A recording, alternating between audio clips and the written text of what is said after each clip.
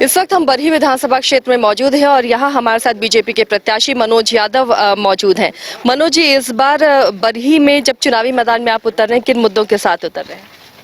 देखिए, सबसे बड़ी बात है कि अभी जो वर्तमान का हेमंत सोरेन का कार्यकाल है बड़ा निराशाजनक रहा और सिर्फ बरही विधानसभा नहीं, पूरे झारखंड की आम जनता यह महसूस कर रही है कि ठगा हुआ महसूस कर रही है। और इस वर्तमान की सरकार के विरुद्ध बहुत ही आक्रोश है, युवाओं में आक्रोश है, किसानों में आक्रोश है, महिलाओं में आक्रोश है, बहुत आक्रोश है इनके प्रति। बरही का मुकाबला इस बार कैसा देख रहे हैं आप? एक तरफ उमाशंकर अकेला है, अरुण साहू हैं और फिर आप हैं, क्या त्रिकोणीय मुकाबला दिख रहा है?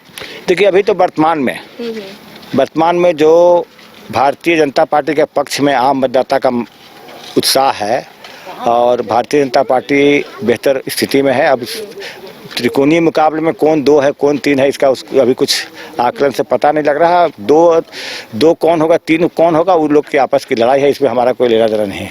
पिछली बार कांग्रेस के खाते में ये सीट थी, तो इस बार कैसे बीजेपी उसे अपने खाते में करेगी?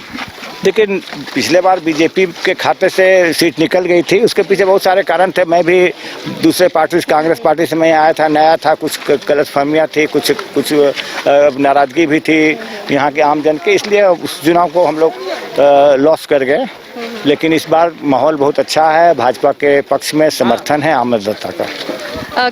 कांग्रेस से अब उमाशंकर अकेला भी अलग हो गया, समाजवादी पार्टी से वो चुनावी मैदान में है। कांग्रेस को आपने भी छोड़ा, अब उमाशंकर अकेला ने भी कई आरोप लगाए हैं।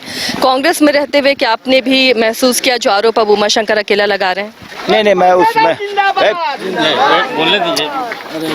मैं उस विवाद में नहीं जाना चाहता। मैं कोई कांग्रेस पर आरोप लगाने के लिए नहीं आया, लेकिन कांग्रेस पार्टी का जो शासन, अभी जो समर्थन हेमंत सोरेन के कार्यकाल के साथ समर्थन का जो कार्यकाल है वो बड़ा निराशाजनक है। और ये लोग हेमंत सोरेन भी और कांग्रेस पार्टी भी, ये सब सिर्फ झारखंड में भ्रष्टाचार को बढ़ावा दिए हैं और आम जनता के सवाल पर चुप रहे हैं। जीत को लेकर कितना आश्वस्त हैं? नहीं, अब तो आप तो पूरे क्षेत्र में घूमिएगा, जानिएगा, भाजपा के पक्ष से माहौल है और बरही विधानसभा क्षेत्र में भारतीय जनता पार्टी का परचम फहरेगा।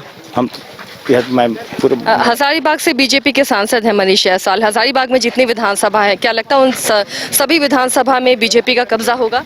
नहीं, दूसरे अन्य विधानसभा के बारे में, लेकिन मनीष जायसवाल जी के आने से, मनीष जायसवाल जी के सांसद बनने से भारतीय जनता पार्टी के पक्ष में एक अच्छा माहौल है।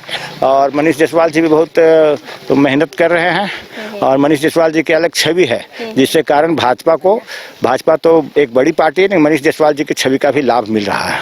इस बार बीजेपी को कितना झारखंड में? इस बार बीजेपी को कितनी सीटें आएंगी झारखंड? नहीं, अब हम ये प्रश्न मेरे दायरे के बाहर है। हम इतना ही जानते हैं कि हजारीबाग क्षेत्र में मनीष जायसवाल जी बहुत मेहनत कर रहे हैं और उनके इलाके में भाजपा का परफॉर्मेंस बहुत अच्छा रहेगा। चलिए, शुक्रिया मनोज जी, हमारे साथ जुड़े हुए थे। बरही विधानसभा से बीजेपी के प्रत्याशी हैं, जीत के लिए आश्वस्त हैं और कहा हजारीबाग संसदीय क्षेत्र में बीजेपी का परचम लहराएगा हर विधानसभा क्षेत्र से। इस वक्त कैमरा पर्सन राजवल्लभ के साथ बरही से मैं आसिया।